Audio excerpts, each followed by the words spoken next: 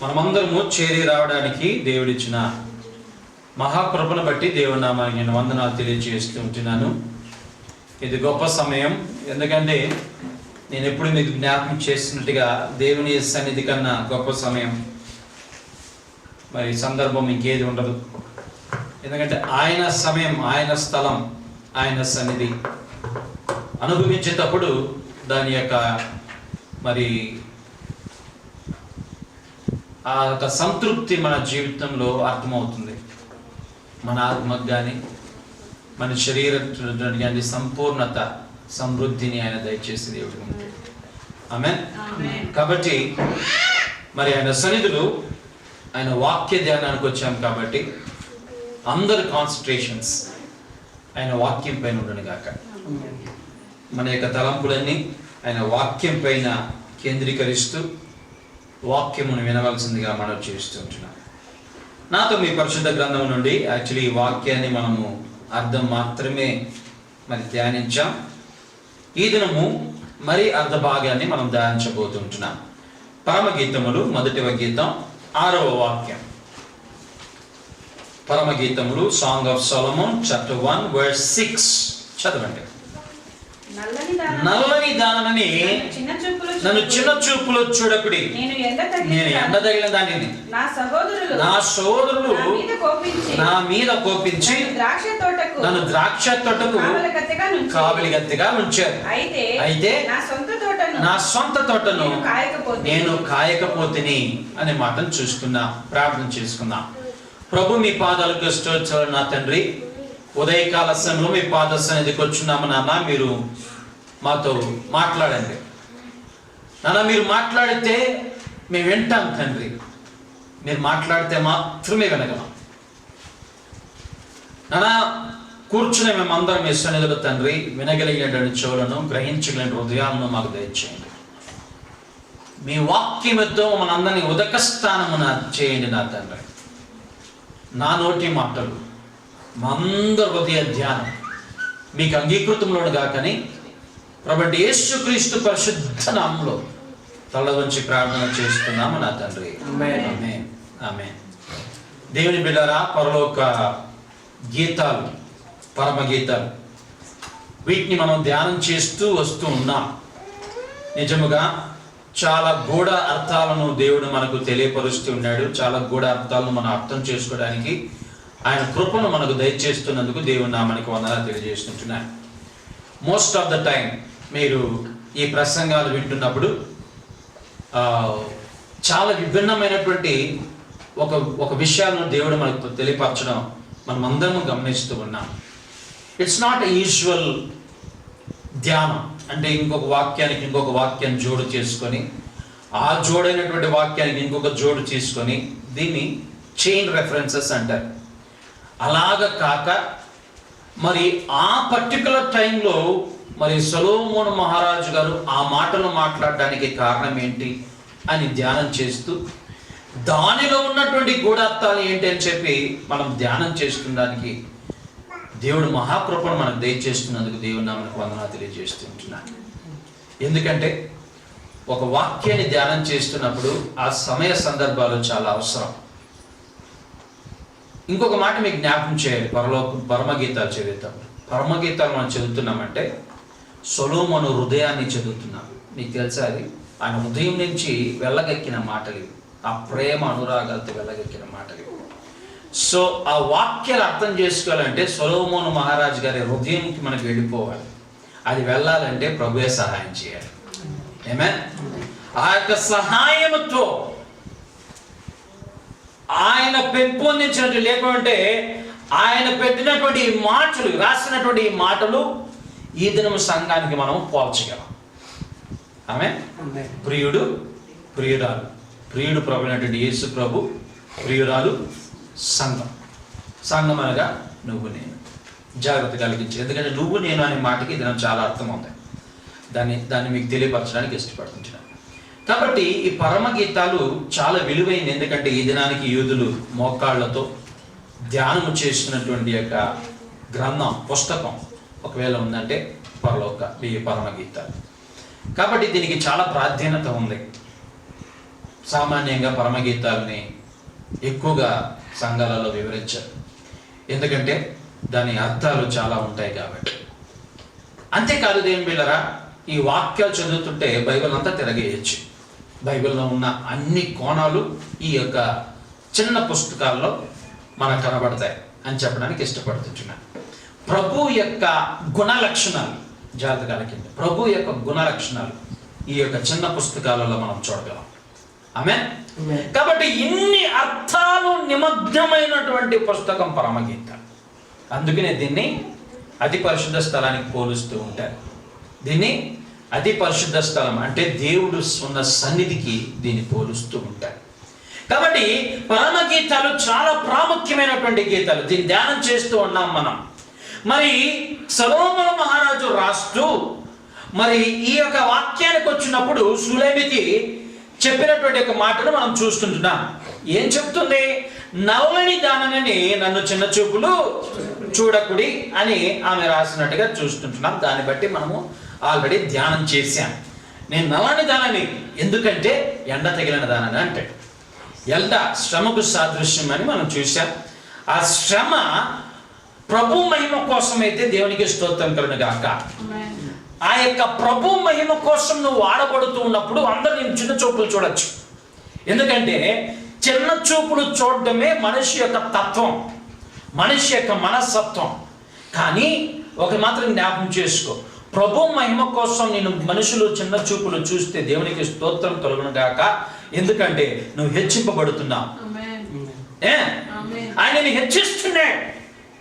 మనుషుల ముందు నువ్వు తగ్గిపోవచ్చు, మనుషుల ముందు నువ్వు కృంగిపోవచ్చు, కానీ ఆయన సన్నిధిలో నువ్వు ఎత్తబడుతూ ఉన్నావు అనేది నువ్వు మర్చిపోకూడదు అనేది నీకు జ్ఞాపకం చేస్తున్నాను దేవుని బిడ్డ. Many times it happens in our life. Honestly speaking, చాలా మటుకు చిన్న చూపులు చూస్తుంటారు మనం. మరి ధనికులు భేదవాళ్ళని చిన్న చూపులు చూస్తారు. మనం ధ్యానించాం. మరి ధనికుడు లాజరును చిన్న చూపులు చూశాడు, కానీ లాజరు చనిపోయాడు, ధనికుడు చనిపోయాడు. కానీ పరలోకంలో లాజరు ఎత్తబడాడు, ధనికుడు విడవబడాడు. సో మన జీవితంలో చిన్న చూపులు చూస్తున్నటువంటి వారిని బట్టి దేవునికి వందనాలు తెలియజేయండి. ఎందుకంటే నన్ను దేవుడు హెచ్చిస్తూ ఉన్నాడని చెప్పాడు. Be thankful to God. ఎందుకంటే మనము ఎండ తగిన వారు, ఆయన స్పర్శ తగినటువంటి వారం. మనం బయటికి నల్లగా కనబడచ్చు, కానీ లోగా జీవంతంగా ప్రభు కోసం జీవిస్తున్నటువంటి బిడ్డలం మనం. ఆమేన్, ఆమేన్. మీరు ఈ చెట్టు చూసారో లేదు? ఆఫ్కోర్స్ అప్పుడు నేను కంపేర్ చేస్తూ ఉంటాను. బట్ మన ఇండియాకి అర్థం అవడానికి ఈ చెట్టు గురించి చెప్తాను. ఏ చెట్టు తెలుసా? తాటి చెట్టు. తాటి చెట్టు బయటికి ఎట్టుంటుంది? అందం ఉంటుందా? తాటి చెట్టు చూసారు బయట ఎట్టుంటుంది? నల్లగా పిడుగుడు ఉంటుంది. ఇది అసలు చూడడానికి కూడా ఇష్టం ఉంటుంది, కానీ లోపల కొడితే ఎట్లని తెలిసిన నీళ్ళగా ఉంటుంది. అది అంటే దాని జీవం అంతా లోపల ఉంటుంది, బయట కాదు.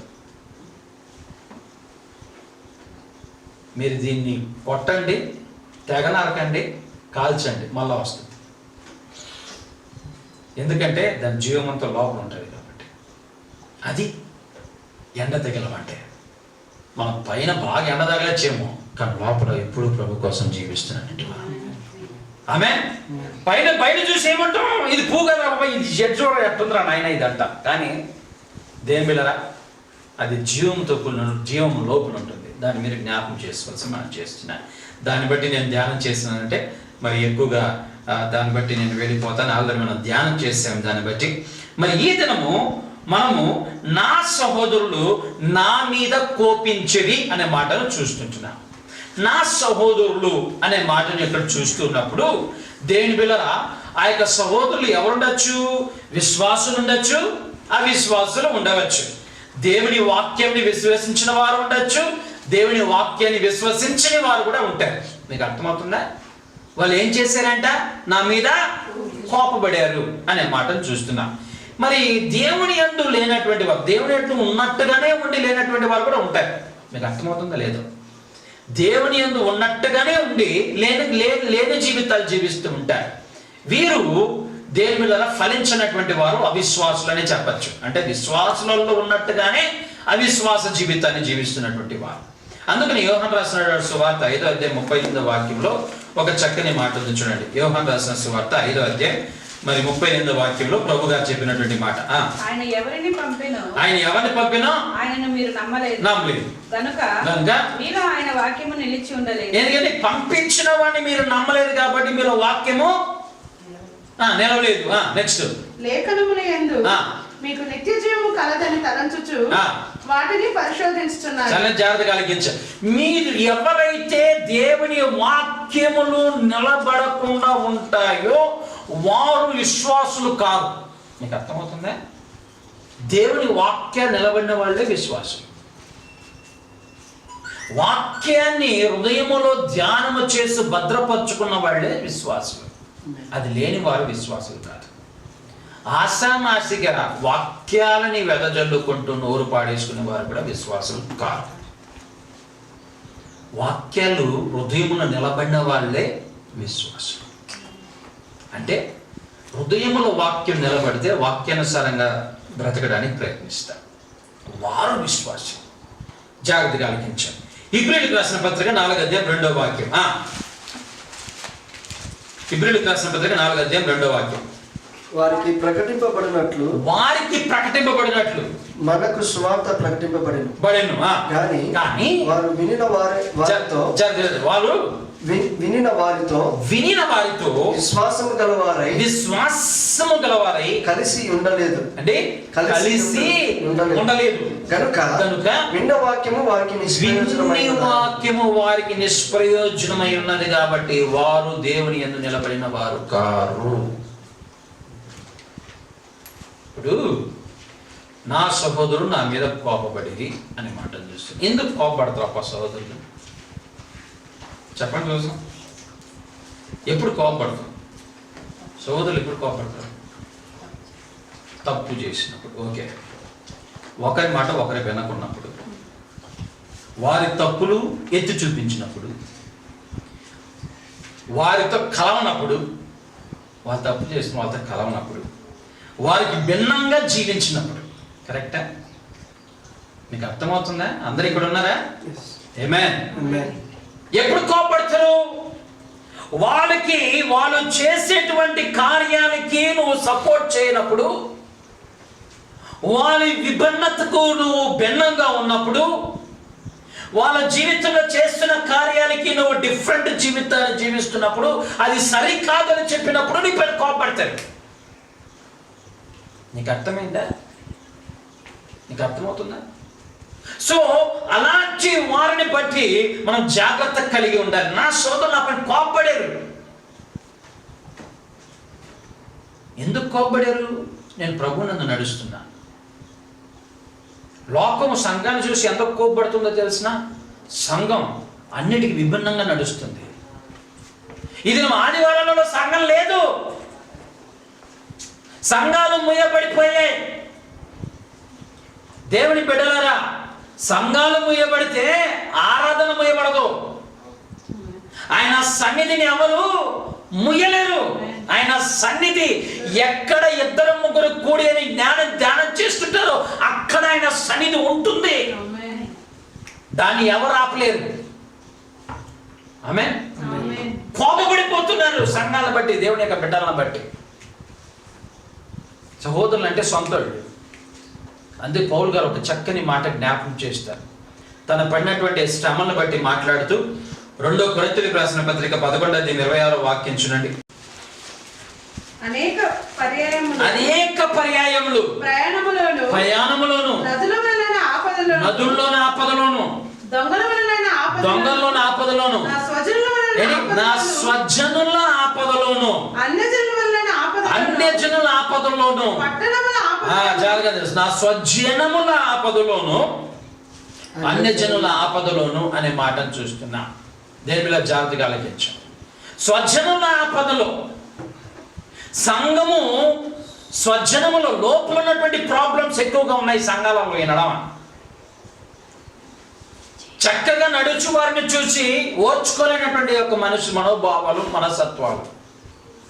ఒకరిపైన ఒకరు నిందలు వేసుకునేటువంటి సందర్భాలు. ఈ దినము మోస్ట్ ఆఫ్ ద చర్చెస్ గ్రూప్లు అయిపోయాయి, ఎన్నెన్నో గ్రూప్లు అయిపోయాయి. స్వజనుల యొక్క మరి శ్రమలలో నేను ఉన్నాను.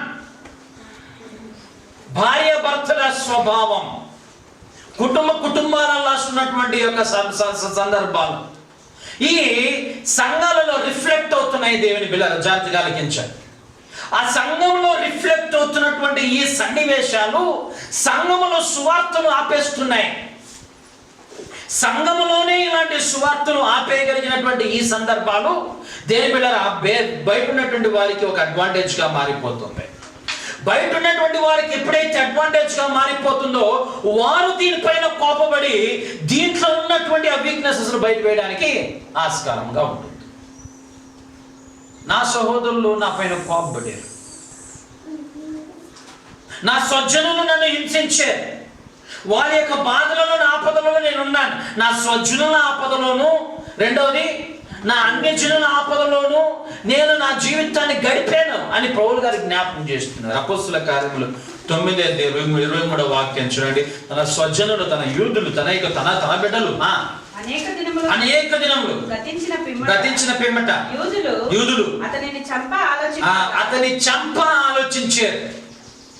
అప్పుడైతే నేను ఆయన చంపడానికి సిద్ధమైనటువంటి వాడిని, కత్తి పట్టుకొని ఉన్నటువంటి వాడినంతా నరికిన వాడిని, ఇప్పుడైతే దేవునిలో నిలుస్తున్నటువంటి వాడను కాబట్టి ఇప్పుడు నన్ను వాళ్ళు చంపాలని ఎదురు చూస్తూ ఉన్నా. ప్రభువులో నువ్వు నడుస్తున్నప్పుడు, ప్రభువులో బలపడుతున్నప్పుడు, బడుపులో ఉన్నప్పుడు జాగ్రత్త కలిగించాలి. ఇది నిజంగా చాలా ఇంపార్టెంట్ విషయం. పెద్ద ఒక రౌడీగా కత్తి పట్టుకొని దిగితే పౌలు ఒక సైనికుడిగా, బలమైనటువంటి సైనికుడిగా తిరిగితే అతని ముందర ఎవరు నిలిచేవాళ్ళు కాదు. జాగ్రత్త, అతని ముందర ఎవరు నిలిచేవాళ్ళు కాదు. అతను ఒకవేళ ఒక ఆర్డర్స్ కావాలంటే ఇమ్మీడియట్గా ఆయనకి ఇచ్చేటువంటి సందర్భాలు చూడగలుగుతున్నాము దేవుని బిడ్డలారా. కానీ ఎప్పుడైతే అన్ని వదిలాడో, ప్రభువుని వెంబడించడానికి ప్రారంభించాడు, అతను చంపడానికి ప్రారంభించాడు. This is what the life is all about. When we are in the Lord, always expect that there will be enemies for you, inside, outside. వింటున్నారా? ఎప్పుడైతే మనము దేవునిలో సద్భక్తిగా జీవించాలని మనము ఎదురు చూస్తామో శ్రమలు మన జీవితంలో వస్తాయి. ఎక్కడ? విదిన్, మన లోపుగానే. రెండవది బయట నుండి. వీళ్ళు సహోదరులే, వాళ్ళు సహోదరులే, కానీ నువ్వు ప్రభువులో నడుస్తున్నటువంటి సందర్భాలు బలంగా ఉన్నప్పుడు నీ జీవితంలో శత్రువులు ఎక్కువ అవుతారు. ఎప్పుడు జ్ఞాపకం చేసుకోదు నేను. When you live your life perfect in the Lord and becomes a different in the Lord, and always you will have enemies. నీ సహోదరులు నీ పైన కోపపడడం మానరు, because you are different from them. You are different from them. When you are different from them, you are targeted by them. Understand what I said? When you are different from them, you are targeted by them. ఇలాంటి విషయాలు చాలా మట్టుకైతే చాలా మంది face చేస్తూ ఉంటారు. పరిబాట్లందు sir నేను భిన్నంగా ఉండాలని ఇష్టపడుతుంటాను కానీ నన్నే టార్గెట్ చేస్తుంటారు sir. Yes, let them target you because you are different, but don't compromise.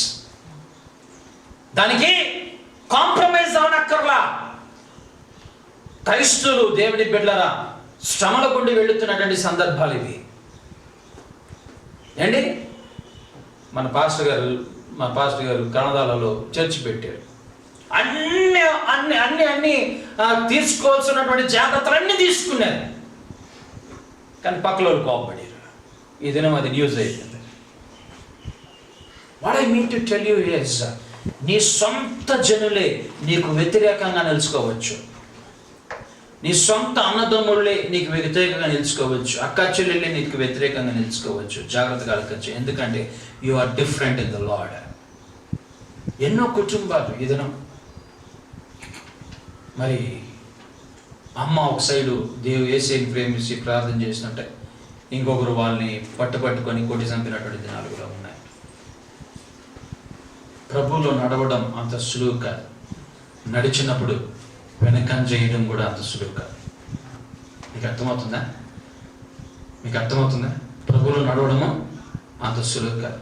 నడిచినప్పుడు వెనకంజి వేయకుండా ఉండడం కూడా అంత సులువు కాదు. అంటే నీకు వెనకంజి వేయడానికి అన్ని సందర్భాలు కూడి వస్తాయి, కానీ ముందంజి వేయడంలోనే గొప్పతనం ఉంది దేవుని బిడ్డలారా. ఆమేన్. మరి పౌలుని ఎన్నోసార్లు వాళ్ళు చంపాలని ఉద్దేశించి చంపడానికి పూనుకున్నారు. స్వజనులే, వారి నుంచి వచ్చిన ఆపదలు ఎక్కువ. 13వ అధ్యాయం అపోస్తలుల కార్యం 49వ వాక్యం చదవండి. 13:49. ప్రభువు వాక్యము ఆ ప్రదేశం అందంతట వ్యాపించింది. కానీ యూదులు భక్తి మర్యాదలు గల స్త్రీలను ఆ పట్టణపు ప్రముఖులను రేపి పౌలునకు బర్నబాకును హింస కలుగ చేసి, చూడండి, వారిని తమ ప్రాంతం నుండి వెళ్ళగొట్టింది. సొంత స్థలం, సొంత మనుషులు. దేని బిళ్ళరా, ప్రభువులో నడుస్తున్నప్పుడు శ్రమల గుండా వెళ్లాల్సినటువంటి పరిస్థితులు వచ్చినప్పుడు భయపడకు. నీకు మనుషులు విరోధముగా వలవట్టినప్పుడు భయపడకు. వాటన్నిటి నుండి తప్పించగలిగినటువంటి వాడు నీతో ఉన్నాడు. ఆమేన్. మనుషులు కోపపడుతున్నారా? దేవునికి స్తోత్రం కలుగును గాక. దేవుని నిందిస్తూ ఉన్నాడు. You are different from them. ఆమేన్. You are different from them. Your life is different from them. Your attitude is different from them. Your lifestyle is different from them. Because of that, they may get angry towards you. Don't worry. ఎందుకంటే నువ్వు ఎండ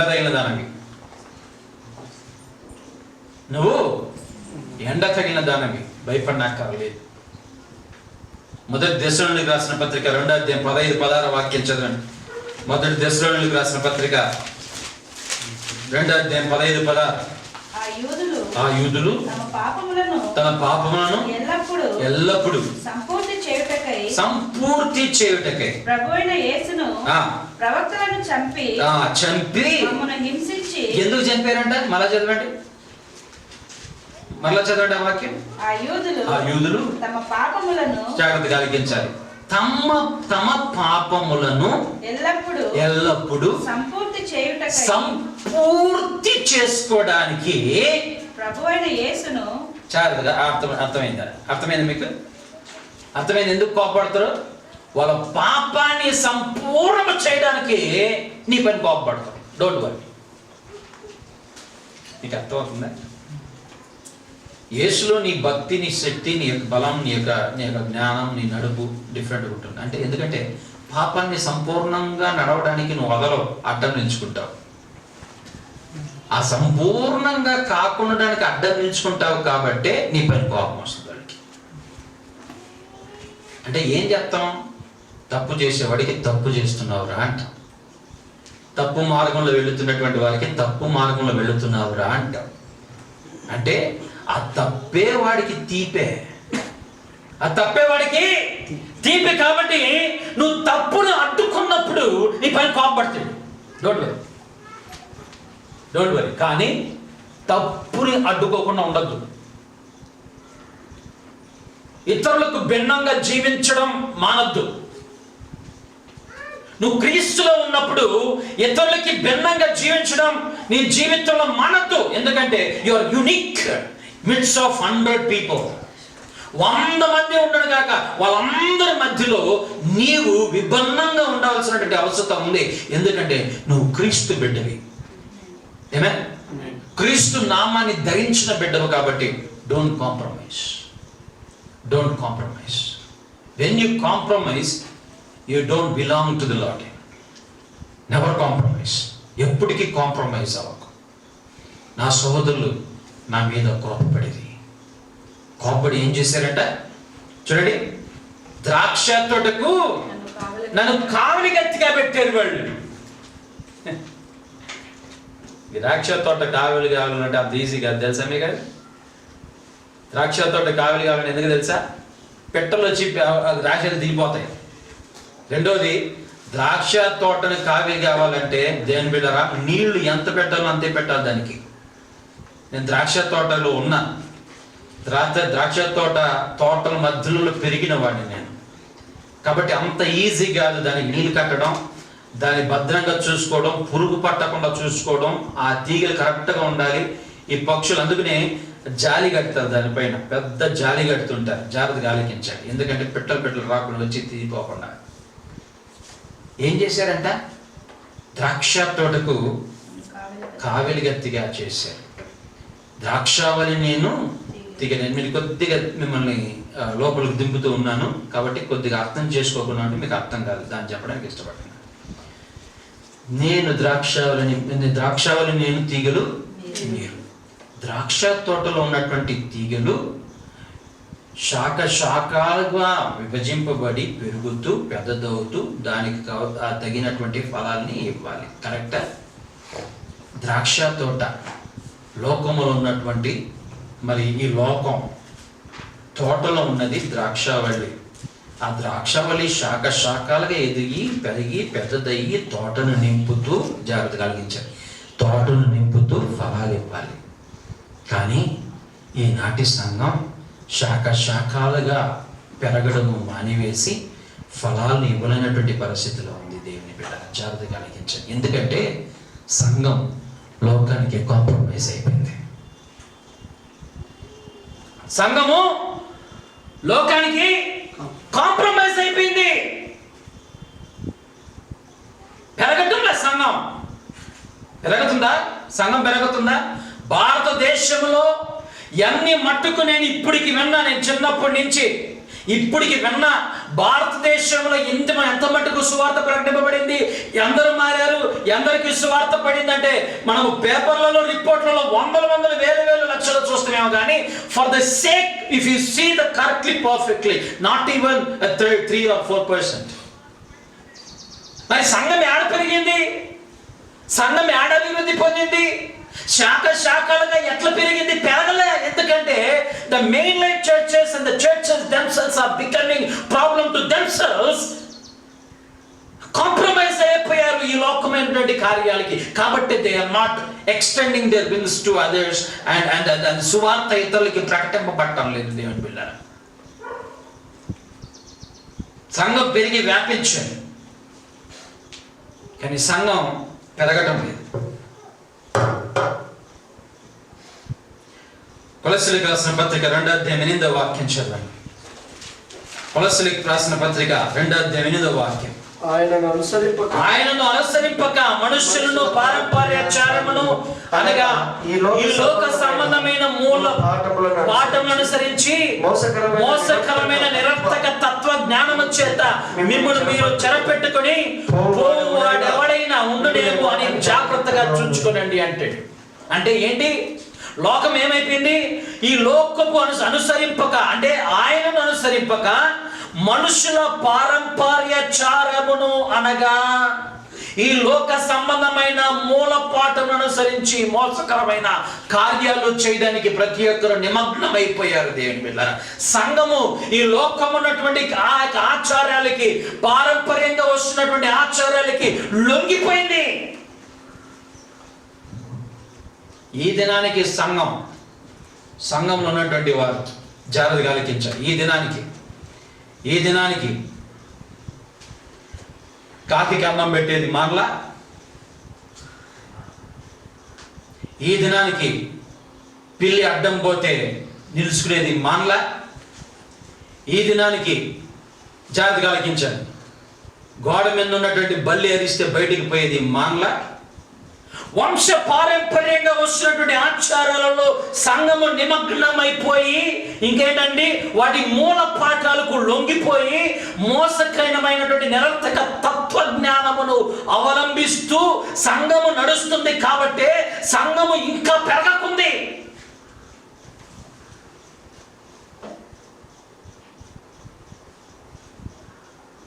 The church and church people are compromised with the worldly things. అందుకనే సంఘం పెరగటం లేదు. దేవుని బిడ్డలారా,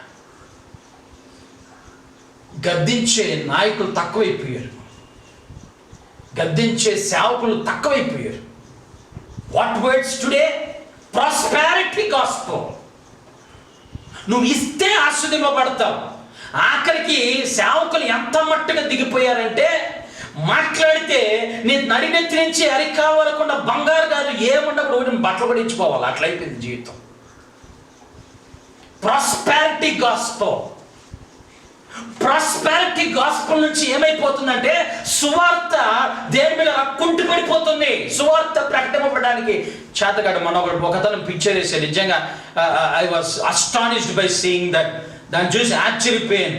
ఏం చేశాడంటే, ఇచ్చేవాడి ఇల్లు గుడిసె, తీసుకున్నవాడి ఇల్లు మిథ్య అని చేసే 2 పిక్చర్ వేసాడు. వీడు ఇచ్చేవాడు, వాడు తీసుకునేవాడు. అందుకే ఇది కానుకలు వేసేవాడు, వాడు తీసుకునేవాడు అని చెప్పి. కానుకలేసడే నేను ఆశ్రయిస్తే దేవుడు బలి వీకున్నా అంటే బిడ్డ నువ్వు నాశనం అయిపోతావు.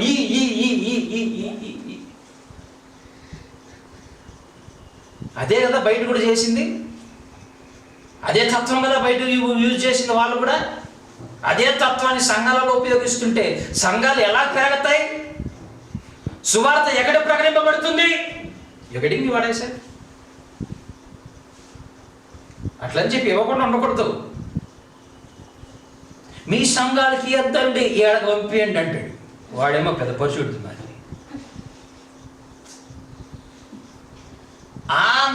దాన్ని చూసి బతికి రాత్రింబగలు కష్టపడి వాళ్ళ కోసం ప్రార్థన చేసి ఉపవాసం పడి ప్రార్థన ఆ పాస్టర్ నాశమైపోవాలి. కరెక్టా లేదా? ఇది మెగా చర్చెస్ వచ్చేసాయి to cuss down the pastors who are very రాత్రింబగలు నిద్ర లేక ఆహారం లేక తన యొక్క సంఘాన్ని బట్టి ప్రలాపిస్తున్నటువంటి సంఘ కాపురుల యొక్క జీవితాన్ని త్రొక్కివేయడానికి మెగా చర్చెస్ వచ్చేసాయి. Digital churches now.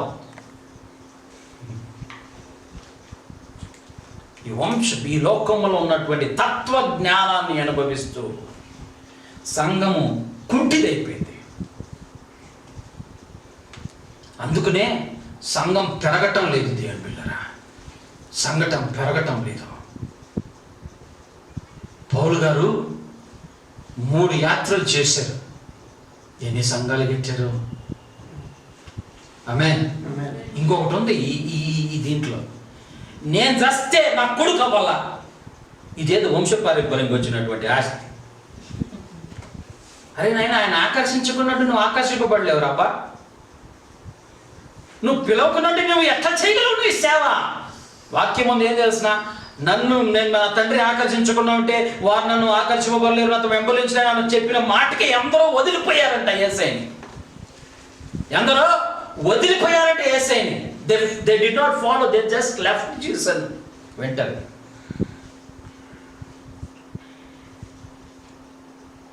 చాలా మంది ఆయన క్రియలు ఎరగకనే ఉన్నారు దేవుని బిడ్డ. నిజంగా చాలా మంది ఆయన క్రియలు ఎరగకనే ఉన్నారు.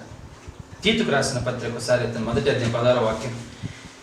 తీతు 1వ అధ్యాయం 16వ వాక్యం. దేవుని ఎరుగుదమని వారు చెప్పుదురు, కానీ అసహ్యులను అవిధేయులను ప్రతి సత్కార విషయమును భ్రష్టులైన ఉండి తమ క్రియల వల్ల ఆయనను ఎరుగమన్నట్టు ఉన్నారు. పైనికి పట, లోనికి లొట. బయట మాత్రం భయభక్తి భక్తులు, వాళ్ళకన్నా భక్తులు ఇంకెవరు ఉండరు. ఆయన నీ కాలు మొక్తా బాంచననాల. కానీ లోపల వాళ్ళ క్రియలు మాత్రం, ఇది నాకు చాలా పట్టదండి. The most thing which I don't like is this attitude. అవునంటే అవును, కాదంటే కాదు. క్రైస్తుడికి ఉండాల్సినటువంటి ద మెయిన్ క్వాలిటీ ఏంటంటే అవునంటే అవును, కాదంటే కాదు. ఏమే ఎవరేమనుకుంటారు నీకు అనవసరం భయ్. నీ నోట్లో ఉన్నటువంటి మాట ఎట్టుండా తెలిసిన అవునంటే అవును, కాదంటే కాదు. నీకు అర్థమవుతుందా? దాని నుంచి వేరే వాళ్ళు తెలుసుకుంటారు నీ జీవితం ఏంటని. లోపల ఒక జీవితం, బయట ఒక జీవితం. తప్పు చేసినా నేను తప్పు చేసినా అని చెప్పే ధైర్యం నీకు ఉండాలి. అది క్రైస్తత్వం. కప్పును ముక్కు పెట్టుకొని ఇంకొక తప్పు చేయడము ప్రభు నేర్పించిన తత్వం కాదు. అర్థమవుతుందా? That is the nature that Jesus has taught us. వారు వారి జీవితంలో మరి దేవుని ఎరుగిన వారమై ఉన్నాము అన్నారే గాని వాళ్ళు ఏమంట అసహ్యులను అవిధేయులను ప్రతి సత్కార విషయమును భ్రష్టులై వాళ్ళ క్రియల వల్ల ఏం కనపరుస్తున్నారంట, ఆయన్ని ఎరుగమన్నట్టుగానే ఉన్నారంట వాళ్ళ జీవితంలో. వాళ్ళకి కావాల్సిందంట స్థానాలు, వాళ్ళకి కావాల్సిందంటే మేడమెత్తులు.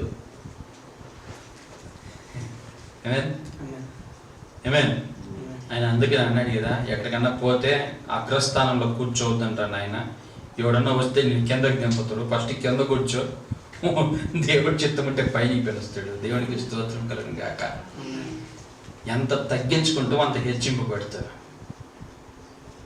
నేను ఎంత హీనంగా చూసిన వాళ్ళని బట్టి అంత హీనం పొందద్దు. ఎందుకంటే లెక్క చెప్పాల్సింది వాళ్ళు, నువ్వు కాదు.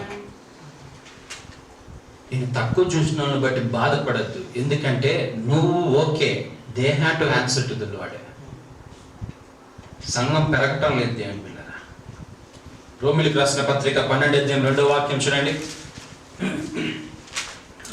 మీరు ఈ లోక మర్యాద అనుసరించి, ఇది బాగుంది, ఈ లోక మర్యాదను అనుసరింపక ఉత్తమమును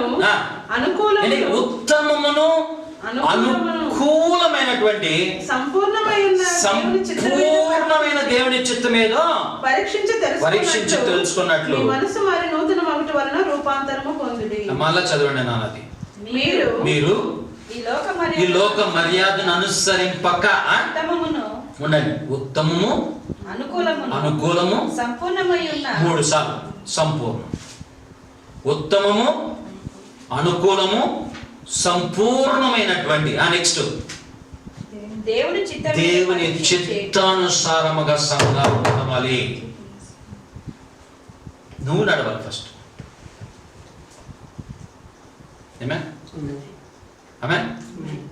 నువ్వు నడిచేది నేర్చుకోవాలి, అప్పుడే సంఘం నడిచేది నేర్చుకుంటుంది. సంఘంలో ఇది లేదు. లోకానుసారమైన జీవితం ఎక్కువైపోయింది.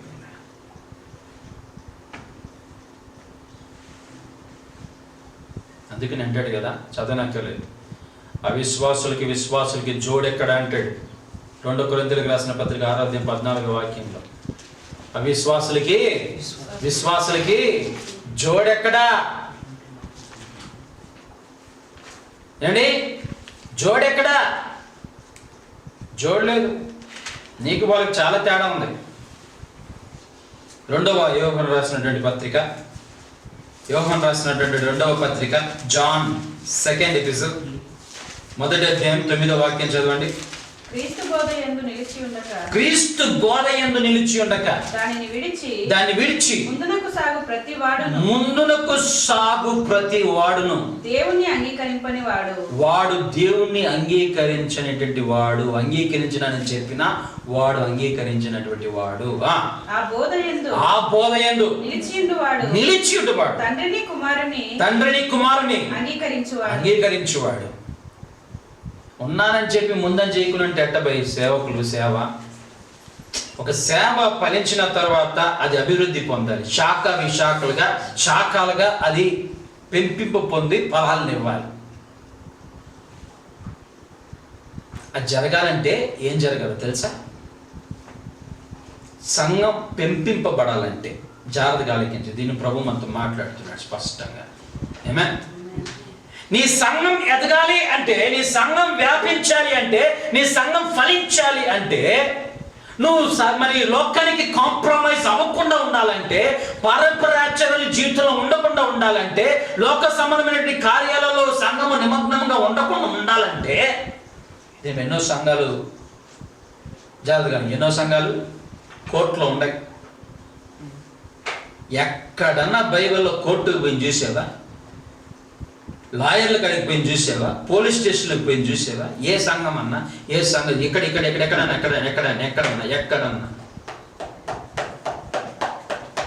శ్రమ వస్తే ఏం చేసేది తెలిసిన? కంప్లైంట్లు ఇవ్వాలా, రాజుకాడు కూడా పోలా. వాళ్ళు ఎప్పుడైతే వాళ్ళ జీవితంలో బలమైనటువంటి ఒక కార్యము లేకుంటే హీనమైన కార్యం జరుగుతుందో దేవుడి కాడికి వెళ్ళారు, కానీ ఏ నాయకుడి కాడికి వెళ్ళాల. వాళ్ళు ఎందుకంటే వాళ్ళకందరికీ ఆ పొజిషన్ ఇచ్చింది ఆయన చేయాలి కార్యం. ఈయన కాడికి వచ్చేది మర్చిపోయారు పాస్టర్ గారు. మిగతా వాళ్ళకి అందరి కాడికి పోవడం ప్రారంభించారు, ఆయన కాడికి పోవడం మర్చిపోయారు. సంఘం మర్చిపోయింది పూర్తిగా.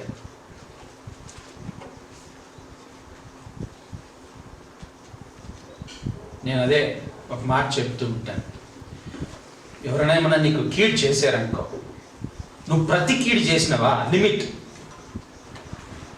అని తీరిపో చెల్లిపోయింది. కానీ నువ్వు ప్రతీకారము చేయక ప్రభుకు అప్పగించినవా అన్లిమిటెడ్. నీ సొంత తోట నువ్వు కాచినప్పుడే సంఘం అనే తోట అభివృద్ధి పొందుద్ది. ఏమే, నీ సొంత జీవితాన్ని కాచినప్పుడే నువ్వు సంఘంలో ఉన్నావు కాబట్టి సంఘం అభివృద్ధి పొందుద్ది. నీ సొంత జీవితాన్ని కాచుకోకుండా ఉంటే సంఘం ఎట్లా అభివృద్ధి పొందుద్ది? శాఖలుగా ఎట్లా విభజింపబడి వ్యాపిస్తుంది, ఎట్లా అది ఫలిస్తుంది? అది ఫలించాలంటే అభివృద్ధి, అది వ్యాపించాలంటే, అది ఫలాలు ఇవ్వాలంటే, అది శాఖలుగా విభజింపబడాలంటే నువ్వు కరెక్ట్గా ఉండాలి. అంటే నిన్ను కాచుకునేది నేర్చు.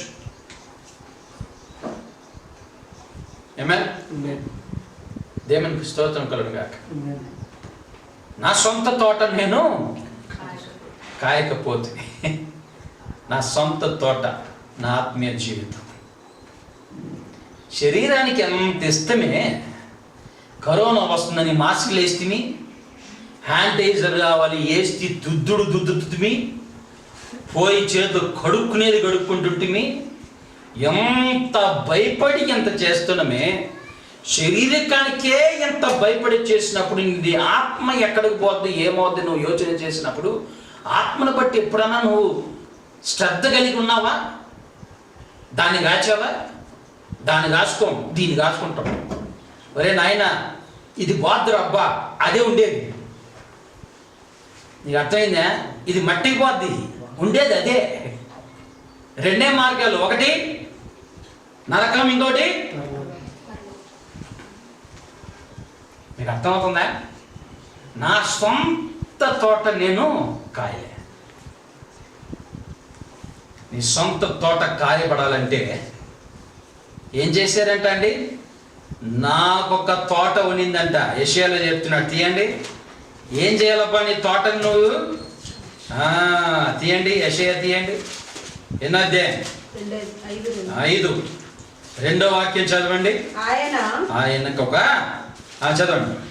నా ప్రియుని గురించి నేను పాడతాను, నన్ను డ్యాన్స్. నా ప్రియునికి ఒక ద్రాక్ష తోట నుండెను, వినండి. సత్తువ భూమి గల కొండ మీద, సత్తువ భూమి గల కొండ మీద నా ప్రియునికి ఒక ద్రాక్ష తోట ఉండెను.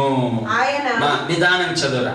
నా ప్రియునికి సత్తువ గల భూమి మీద ద్రాక్ష తోట ఉండెను. ఇది యూజ్లెస్ భూమి కాదు, సత్తువ కలిగినటువంటి భూమే. నా ప్రియునికి ఒక ద్రాక్ష తోట ఉండేను. నెక్స్ట్, ఆయన దానిని బాగుగా త్రవ్వి. చాలండి. ఆయన ఏం చేశాడంట? బాగుగా. ఇప్పుడు చెప్పాలి మీరు నాకు, నీ ఆత్మీయ జీవితం బాగుగా త్రవ్వుకోవాలంటే ఏం చేయాలా? త్రవ్వితేనే బయట ఉండే లోపల నుండి బయటకు వస్తాయి, కరెక్టా? నువ్వు త్రవ్వబడాలంటే ఏం చేయాలా? నువ్వు నీ ఆత్మీయ జీవితం త్రవ్వుకోవాలంటే ఏం చేయాలా? ఆయన సన్నిధిలో కూర్చోవాలి. ఇప్పుడు నేను ఎవరికి అర్థం కాదు, నేను అర్థం అవ్వాలంటే నా దేవునికి, నేను ఆయనకు అర్థం అవ్వాలంటే నేనేం చేయాలి? అఫ్కోర్స్ నా గురించి ఆయనకు తెలుసు. వాస్తవానికి చెప్పాలంటే ఆయనకు అర్థమయ్యేది కాదు, నాకు నేను అర్థం అవడానికి నేనేం చేయాలి? ఆయన సన్నిధిలో కూర్చోవాలి. మీకు అర్థమవుతుందా? నేను ఎవరా అని నాకు అర్థం అవడానికి, నేను ఎవరా అని నన్ను పరీక్షించుకోవడానికి ఏం చేయాలి? ఆయన సన్నిధిలో కూర్చోవాలి. దేని పిల్లరా జాగ్రత్తగా ఆలకించండి. దాన్ని త్రవ్వాలంటే, త్రవ్వడం అంటే ప్రార్థనా జీవితం కలిగి ఉండాలి. ప్రార్థన జీవితం కలగనటువంటి జీవితం ఉన్నప్పుడు నీ జీవితంలో నీ సొంత ఇంటిని నీ సొంత తోటను నువ్వు కాచకుండానే ఉన్నావు.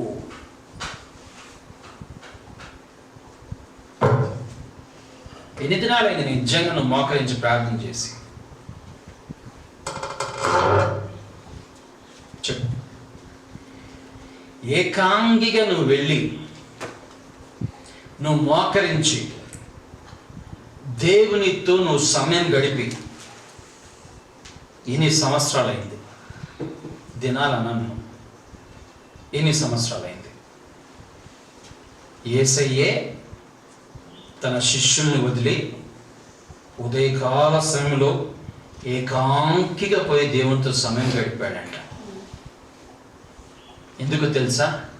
దినమంతా బలంగా పనిచేయడానికి, పరిశుద్ధాత్మ ద్వారా. ఎంత మటుకు సమయం గడుపుతున్నావు దేవునిలో? మత్తయి రాసిన సువార్తలో 14వ అధ్యాయం 22వ వాక్యం నుంచి చూడండి. ఆయన ఆ జన సమూహములను పంపివేసి ప్రార్థన చేయుటకు ఏకాంతముగా కొండ ఎక్కిపోయి. చాలండి. ఏం చేశాడంట? ప్రార్థన చేసేకి ఏకాంకంగా కొండనెక్కిపోయాడంట దేవుని పిల్ల. ఆమేన్. పర్సనల్ రిలేషన్షిప్ అండ్ పర్సనల్ అంటే first personal relationship with the Lord should be there. Unless and until you don't have the personal relationship with the Lord, you cannot take care of your. మీకు ఇంకొక సత్యం చెప్తాను వినండి. మన జీవితాన్ని మనం కాచుకోలేము, కానీ దేవునితో సమయం గడిపితే మన జీవితాన్ని ఆయన చూసుకుంటాడు. అంటే నువ్వు చేయాల్సింది ఏంది? నీ జీవితాన్ని బట్టి నువ్వు యోచన చేయనక్కర్లే. నీ జీవితాన్ని బట్టి నువ్వు యోచన చేయాల్సింది ఒకటే, ఆయన సన్నిధిలో నీ జీవితాన్ని సమర్పించి ఆయన సన్నిధిలోకి సమయం గడపడం. The rest of the things will take care of it. ఎన్ని దినాలు నేను మోకరించి.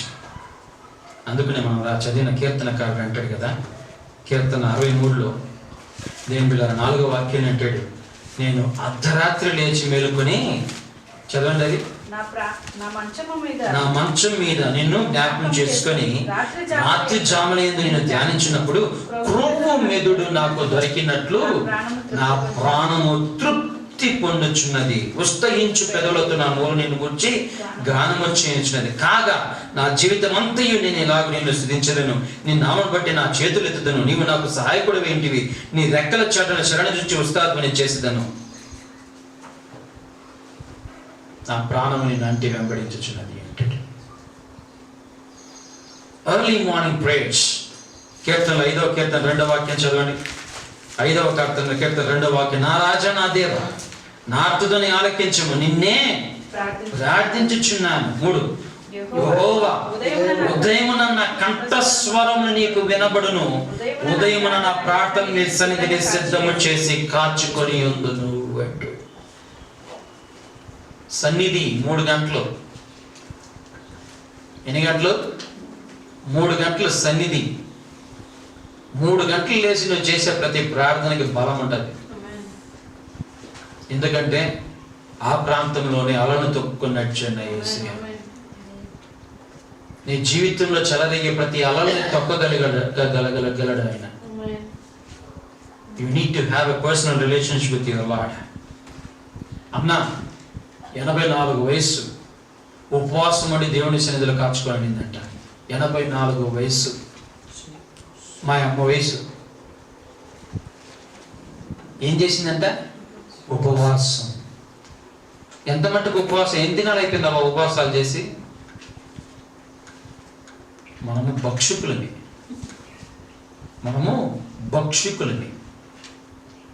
ఇడిస్తే మనుషులు కూడా తింటాం.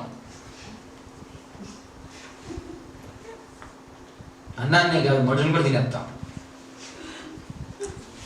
ఎన్నైంది ఉపవాసాలు? ఎన్ని దినాలు అయింది ఉపవాసాలు అంటే?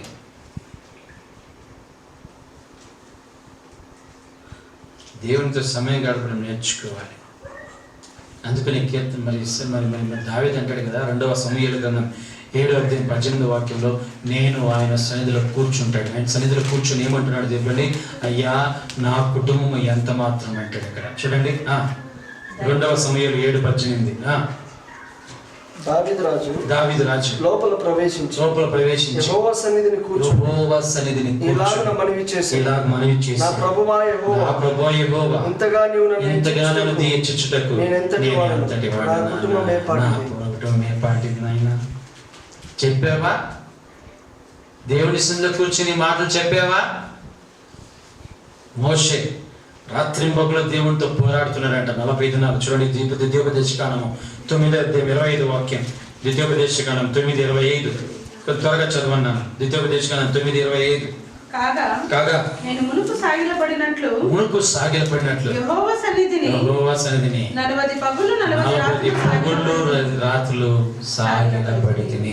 నేను ఇదని యాక్చువల్లీ మీకు ఇంకొక విషయం తీసుకురావాలనుకున్నా. ఇక్కడ ప్రార్థన చేసే విధానాలు ఏంటంటే దాన్ని మీకు చెప్పలేకపోయాను, ఎందుకంటే దాన్ని తీసుకుంటే వేరే ప్రసంగం అయిపోద్ది. And that's not my concept. Next time చెప్తాను. అది చాలా విధాలైనటువంటి ప్రార్థనలు ఉన్నాయి. సాగిలపడే ప్రార్థన చాలా విలువైంది. సాగిలపడడం అంటే ఏం చేస్తున్నావు? సాష్టాంగ నమస్కారం.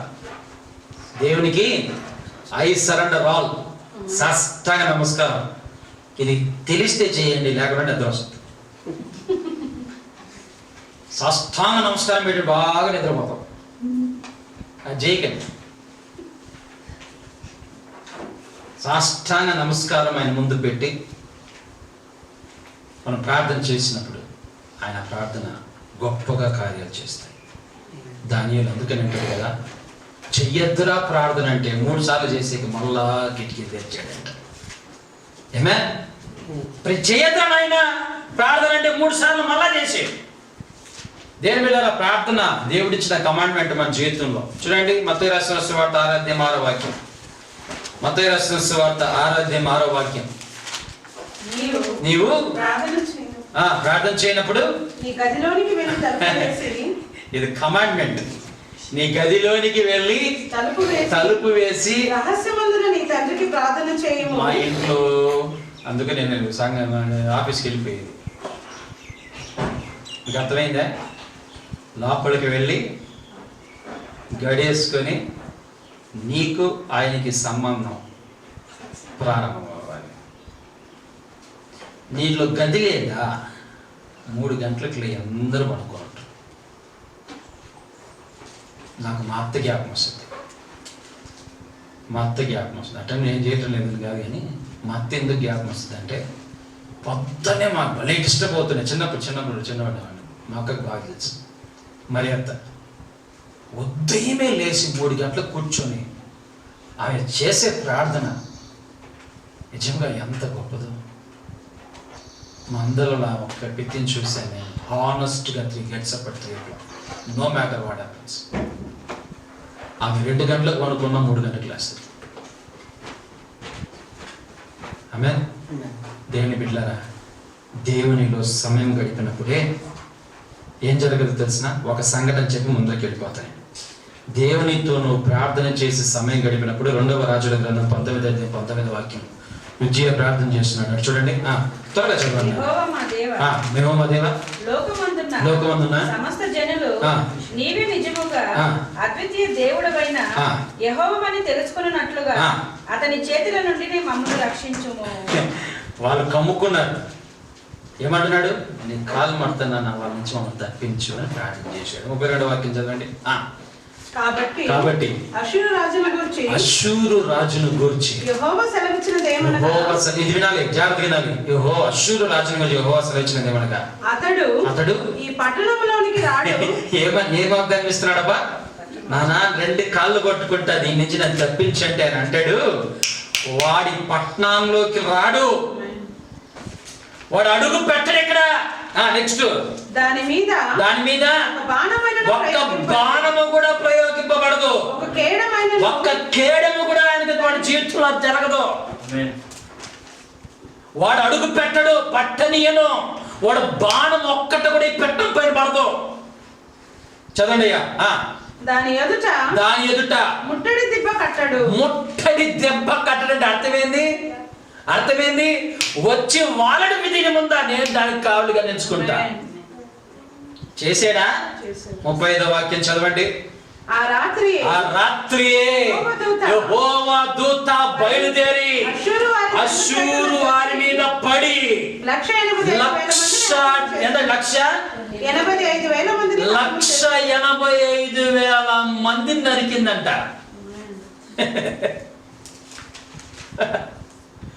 దేవుడికి స్తోత్రం కలుగును గాక.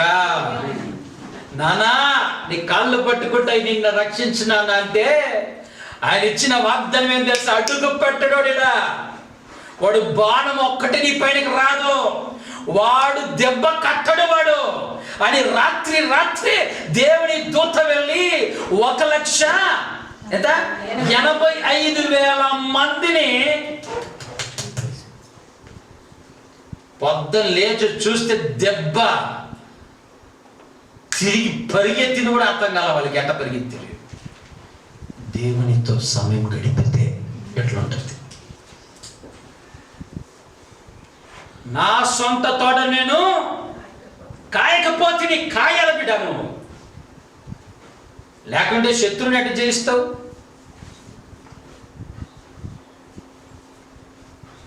ఆమేన్. రెండవది యెషయా రాసిన గ్రంథంలో నా తోటను త్రొవ్విండంట, బాగా త్రొవ్వాడు. రెండవది త్వరకెళ్ళండి అన్న, ఇట్లే ఇంకొక 1 అవర్ తీసుకుంటా. ఏది బాగా త్రవ్వాడు, రెండోది త్రవ్వాడు, రెండోది ద్రాక్ష తోట పెరగాలంటే రాళ్ళు ఉండకూడదబ్బా, రాళ్ళు ఏరాలి. రాళ్ళు ఏరేకి మనకు చేత అవుద్దా? ఆత్మీయంగా మాట్లాడుతున్నా, శారీరకంగా అయితే రాళ్ళు ఏరగలంలే, ఆత్మీయంగా రాళ్ళు ఏరగలమా? కష్టమే. కానీ దేవునితో సమయం గడిపితే రాళ్ళు ఏరగలం. అయస్కాంతానికి దగ్గరైతే అయస్కాంతం అవుతాం. నీకు అర్థమవుతుందా? అయస్కాంతానికి దగ్గరైతే అయస్కాంతం అవుతాం. ఆమె ఉన్న డస్ట్ అంతా పోద్ది, అయస్కాంతం అవుద్ది. అగ్నిలో పుటం వేయబడితే మేలిమి బంగారం బయటకు వస్తుంది. అంటే నువ్వు దేవునిలో పెనుగులాడడం నేర్చుకున్నప్పుడు నీలో ఉన్నటువంటి పాపం ఏదైనా సరే నిన్ను విడిచి వెళ్ళిపోతుంది. పాపం మాత్రమే కాదు, శాపం కూడా. రోమిలికి రాసిన పత్రిక 6వ అధ్యాయం 12వ వాక్యం చూడండి. రోమిలికి రాసిన పత్రిక 6వ అధ్యాయం 12వ వాక్యం త్వరగా. రోమిలికి రాసిన పత్రిక 6వ అధ్యాయం 12వ వాక్యం. కాబట్టి శరీర దురాశలకు లోబడినట్లుగా చావునకు లోనైన మీ శరీరమందు పాపం ఏలనీయకండి. పాపాన్ని ఏలనీయద్దు. మరియు మీ అవయవములను దుర్నీతి సాధనములుగా పాపమునకు అప్పగింపకుడి. పాపానికి అప్పగించద్దండి. మృతులలో నుండి సజీవులం అనుకొని మీరే దేవునికి మిమ్మల్ని మీరే దేవునికి అప్పగించండి. మీ అవయవములను నీతి సాధనములుగా దేవునికి ఆయనకు అప్పగిస్తే ఆయన చూసుకుంటాడు. ఆమేన్. మొదటి యోహాను రాసిన పత్రిక 1వ అధ్యాయం 5వ వాక్యం. 1 John chapter 1 verse 5. దేవుడి వెలుగు ఆయనకు చీకటి ఉండదు. చదవద్దని. మొదటి యోహాను రాసిన సువార్త 3వ అధ్యాయం 3వ వాక్యం చదవండి. దేవుడి వెలుగు ఏమన్నాడు? ఆయన చీకటి ఉండదని 1వ అధ్యాయం 5వ వాక్యం. 3 ఆయన యందు ఈ నిరీక్షణ పెట్టుకున్న ప్రతివాడు ఆయన పవిత్రుడై ఉన్నట్టుగా తన్ను పవిత్రుడిగా చేసుకోవాల్సిన అవసరత చాలా ఉంది. అది కావాలంటే ఆయన కడికి రావాల్సినటువంటి అవసరత చాలా ఉంది. నీలో పాపం నిలబడకుండా ఉండాలంటే ఆయన నిలబడడం నేర్చుకోవాలి. ఆయనలో నిలబడినప్పుడు నీలో పాపం నిలబడదు. ఆయనలో నిలబడినప్పుడే నీలో పాపం నిలబడుతుంది. పాపానికి నువ్వు దాసిపోయిపోతావు. పాపం నిన్ను ఏడుతుంది. రాళ్ళను ఏరాలి. మొట్టమొదటిగా త్రవ్వాలి, రెండవది రాళ్ళు ఏరాలి, మూడవది శ్రేష్టమైన ద్రాక్షావళిని నాటాలి. ఏమే? శ్రేష్టమైన ద్రాక్షావళి ఏంటి? వాక్యం ధ్యానం. శ్రేష్టమైన ద్రాక్షవల్లి ఏంటైనా వాక్యం. శ్రేష్టమైన వాక్యంలో నిలబడాలి. వాక్యములో నువ్వు నిలబడినప్పుడు నువ్వు ధన్యుడు అవుతావని చెప్పి ప్రభువారు చెప్పారు. చూడండి, లోకరాసిన సువార్త 11:28 వాక్యం. నువ్వు వాక్యంలో నిలబడినప్పుడు ధన్యుడివి. ఆయన అవును గాని దేవుని వాక్యము విని దానిని గైకొన్నవాడు ధన్యుడు, మరీ ధన్యుడు. వాక్యమును నిలబడిన వాడు, గైకొన్నవాడు మరీ ధన్యుడు. వాక్యమే నీ పాదాలకు దీపం, వాక్యమే నీ జీవం అని చెప్పారా కీర్తనలో? కరెక్టా? వాక్యమే నీ పాదాలకు దీపం, వాక్యమే నీ జీవితం, అంటే వాక్యమే నీకు నిత్యం. దేని బిడ్డరా, వాక్యాన్ని ధ్యానించు, దివారాత్రములు దాన్ని ధ్యానించువాడు ధన్యుడు అని కీర్తన 1:2 వాక్యంలో చూడగలుగుతుంటున్నా. 119వ దావీదు కీర్తన 11వ వాక్యం చదవండి.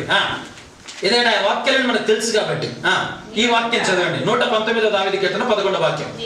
నీ ఎదుట నేను పాపము చేయకుండానట్లు నా హృదయములో నీ వాక్యమును ఉంచుకొని ఉన్నాను. నీ వాక్యము నా హృదయంలో ఉంటే నేను పాపము చెయ్యను.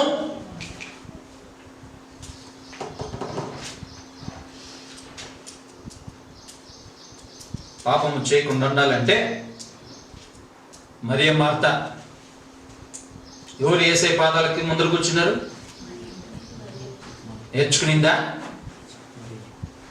ఆమె కనిగింది, గొనిగింది, కానీ బెనిఫిట్ పొందింది ఈమె. నీకు అర్థమైందా? ఆయన పాద సన్నిధిలో కూర్చున్నప్పుడు, ఆ ధ్యానము చేసినప్పుడు వాక్యం నిలబడుతుంది. ఫలించేటువంటి వాక్యం.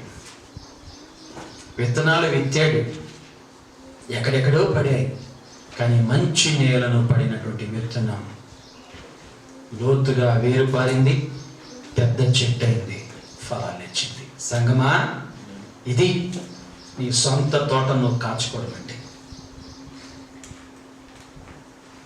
శ్రేష్టమైన ద్రాక్ష పళ్ళు ఆఖరిగా ఏంటి? దాని మధ్యలో బురుజు. దాని మధ్యలో సొంత తోటని కాచడం అంటే ఏంటి? మొట్టమొదటి దాన్ని త్రవ్వాలి, రెండవది రాళ్ళేరాలి, మూడవది శ్రేష్టమైన ద్రాక్ష చెట్లు నాటాలి, నాలుగవది బురుజు కట్టాలి. నెక్స్ట్ ఉందిలేండి, దాన్ని తొలిపించాలంటే దాన్ని జాగ్రత్తగా దానికి వేసి మంచిగా పెట్టుకోవాలి. తొలిపించాలని దానికి కాచాలి, అదంతా అదే దానికి రాటల్లా. నాలుగవది ఆఖరి బురుజు కట్టాలి. బురుజు అంటే తెలుసా మీకు? బురుజు అంటే ఏంటి? బుర్జా, దాని మధ్యలో బుర్జన్ ఉంది, మధ్యలో ఫెన్స్ కట్టేస్తారు, దాని మధ్యలో బుర్జన్ ఉంది. కరెక్టా? Do you know what is బుర్జు? Watch tower. మీరు ద్రాక్ష తోట పెద్దదైతే మధ్యలో వాడు ఇటు కడతాడు పైకి. ఎందుకు తెలుసా? ఏ మూల ఏది ఏ పెట్టొచ్చిందా, ఏది నక్కొచ్చిందా, ఇంకేమన్నా వచ్చిందని చూడడానికి బుర్జు కట్టుకుంటాడు మధ్యలో. అయ్యా, ఆత్మీయ జీవితంలో బుర్జు కట్టుకోవాలన్నా మీరు? ఆమేన్. ఆత్మీయ జీవితంలో బుర్జు కట్టుకోవాలన్నా నువ్వు? బుర్జు కట్టుకోకుండా ఉంటే లోపలికి వచ్చేస్తాయి రవి హృదయం. రవి హృదయం బుర్జు కట్టుకోవాలయ్యా. You need to watch over. అందుకని ఇబ్రియులకు రాసిన పత్రిక 3:12 వాక్యం. ఇబ్రియులకు రాసిన పత్రిక 3:12 వాక్యం. ఇబ్రియులు 3:12. సహోదరులారా, జీవము గల దేవుని విడిచిపోవనట్టి, జీవము గల దేవుని విడిచిపోవునట్టి విశ్వాసము లేని దుష్ట హృదయము మీలో ఒకవేళ ఎవని అందైనను ఒకవేళ ఉండును అని జాగ్రత్తగా చూచుకొనుడి. అబ్బో, అర్థమైందా? నువ్వు వాచ్ టవర్ కట్టుకోవాలబ్బా. నీ వాచ్ టవర్ ఏం చేయాలంటబ్బా? జీవముల దేవుని విడిచిపోవునట్టి విశ్వాసము లేని దుష్ట హృదయం గలవారు నీ మధ్యలో ఉన్నారేమో. వాచ్ టవర్ కట్టుకొని చూడు.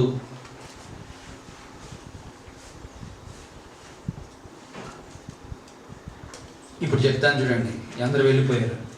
యోహాను రాసిన సువార్త 6:65 వాక్యం చూడండి. 6:65. మరియు ఆయన తండ్రి చేత వానికి కృప అనుగ్రహింపబడకుండా అంటే ఎవడు నా ఇంటికి రాడని హేతుని బట్టి మీతో చెప్పుచున్నాను తిని. అప్పటి నుండి ఆయన శిష్యులు అనేకులు వెనుక తీసి మరి ఎన్నడూ ఆయనను వెంబడింపలేదు. సోలిపోవలదు మనసా,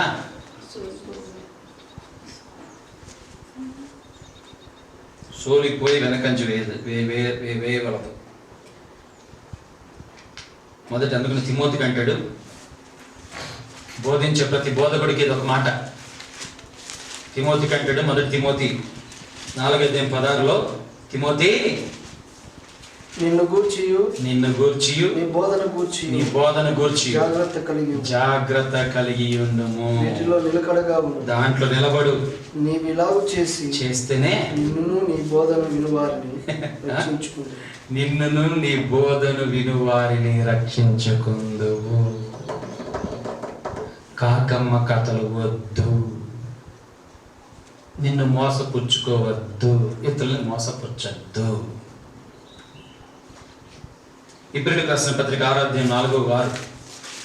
ఇబ్రియులకు రాసిన పత్రిక 6:4-6.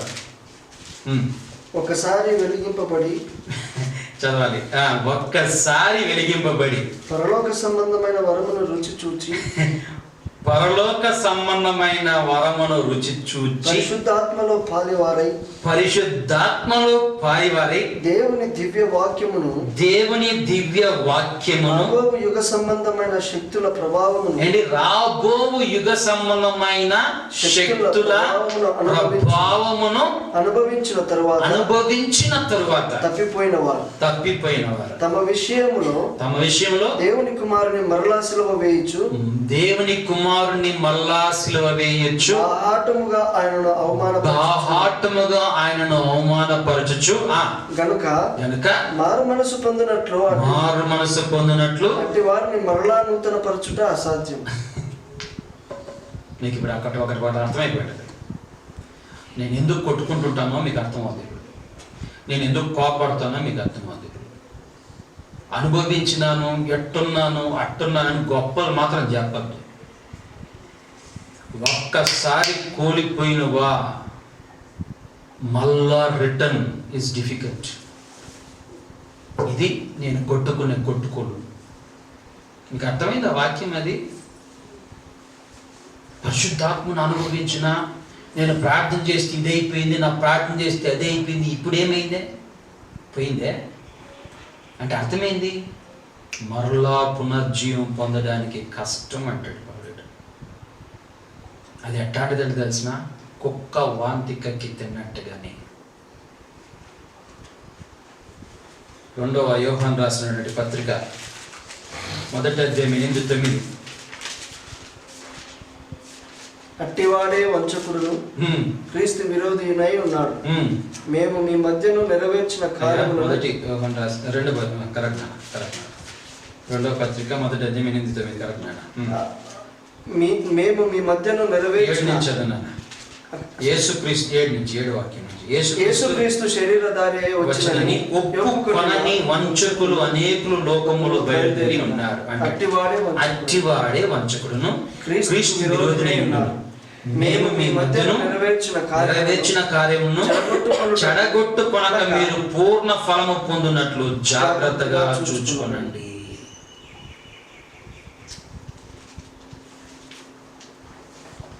చూచుకోకుండా ఉంటే నా నోటి నుండి మిమ్మల్ని మూసివేస్తా. ప్రకటన 3:11. చూచుకోకుండా ఉంటే నా నోటి నుండి మిమ్మల్ని మూసివేస్తా. నా సొంత తోటను నేను కాయకపోతేనే కాయ. అప్పుడే శాఖాలుగా నీ యొక్క సంఘం పెరుగుతుంది. కోపపడేవాళ్ళు పడతారబ్బా, ఏం చేస్తావు?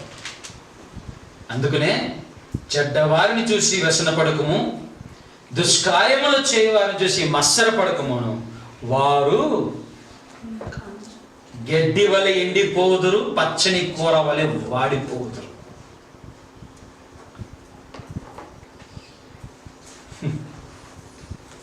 వాడు మారలేదనుకో, నేను మారలేదు ఓయమ్మ అనుకున్నాం అనుకో, వచ్చేది రోగం నీకే.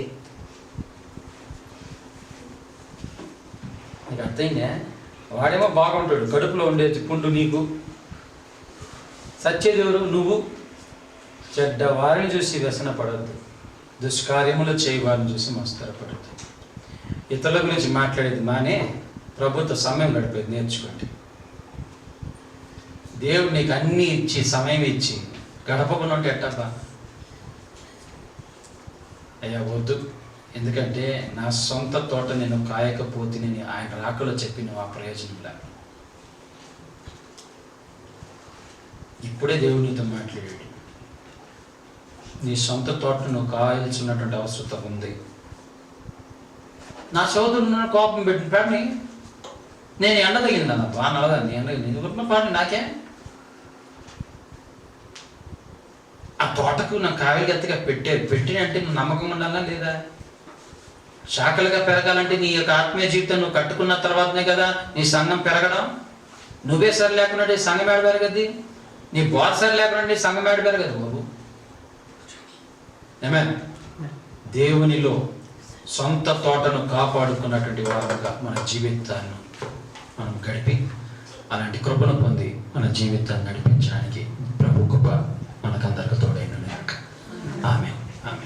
పరమగీతాలు తీసుకుంటే ఇంతసేపు పడుతుంది కాబట్టి ఓపికతో కూర్చున్న మీకు అందరికీ ప్రభు పేరట వందనం తెలియజేసి ప్రార్థన చేస్తున్నాం. ప్రభు మీ పాదాలకు స్తోత్రాలు. ఉదయకాల సమయంలో సత్యాలతో, గూఢమైనటువంటి సత్యాలతో మనందరినీ హెచ్చరించి మరొకసారి పురికొల్పినందుకు మీ పాదాలకు స్తోత్రాలు. మా ఆత్మీయ జీవితాన్ని బట్టి మేము మరొకసారి యోచన చేయడానికి మీ కృపను మాకు అనుగ్రహించిన మీ పాదాలకు వందనాలు తెలియజేస్తూ మమ్మల్ని తగ్గించుకుంటూ మా జీవితమైన ఆమెను హెచ్చిస్తూ ప్రభువా శాఖలుగా ఎదిగి మీ సువార్తని లోకమంతా ప్రకటించడానికి మీ కృపను అనుగ్రహించవలసి మనం చేస్తాం. యేసుక్రీస్తు పరిశుద్ధ నామముతో నుంచి ప్రార్థన చేస్తున్నాను తండ్రి. పాట పాడుకుంటుండగా